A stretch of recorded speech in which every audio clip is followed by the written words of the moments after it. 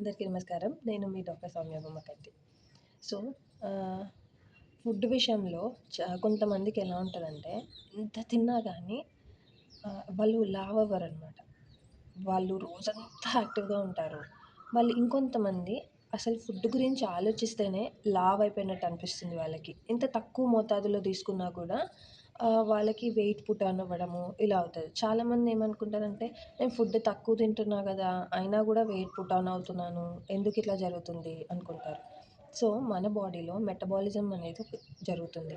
ఏంటంటే, మనం తీసుకున్న ఫుడ్డు మన డైజెస్టివ్ ట్రాక్ట్ నుంచి గ్లూకోజ్ కింద మారి లివర్‌లో గ్లైకోజన్ లాగా స్టోర్ అవుతుంది. సో, ఈ టిష్యూస్ నుంచి తీసుకున్న ఎనర్జీయే మనం స్టోర్ అయిన ఎనర్జీనే మనం వాడుతా ఉంటాం. మనం తీసుకున్న ఫుడ్‌లో గూడా ప్రోటీన్స్ అనేవి సరిగ్గా బ్రేక్ డౌన్ అవ్వకపోయినా, డైజెషన్ సరిగ్గా అవ్వకపోయినా ఈ ఈ రక్తం మొత్తం ఈ న్యూట్రియంట్స్ అంటే మనం తీసుకునే న్యూట్రియంట్స్ ఏవైతే ఉంటాయో అవన్నీ హార్మోన్స్ కింద మనకి బిల్డ్ అయితాయన్నమాట. ఈ హార్మోన్స్ అన్నీ గూడా బ్లడ్‌లో కలుస్తా ఉంటాయి.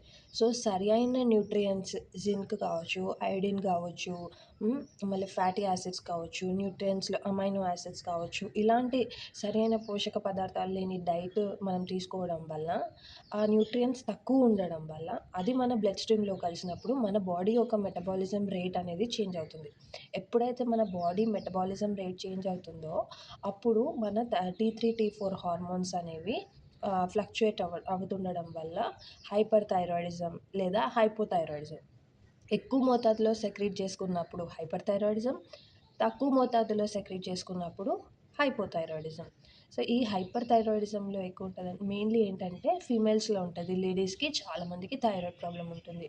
సో, వీళ్ళకేంటిదంటే చాలా థిన్‌గా ఉండడము, వెయిట్ లాస్ అవ్వడము, గట్ ఇష్యూస్ రావడము, యాంగ్జైటీ ఎక్కువ రావడము, హ్మ్. చాలా అంటే డయేరియా అట్లాంటివి తొందరగా రావడము. సో, ఇలాంటివి హైపర్ థైరాయిడ్ అంటే వాళ్ళు ఎక్కువ యాంగ్షియస్‌గా, యాంగ్జైటీగా గూడా ఫీల్ అవుతా ఉంటారు.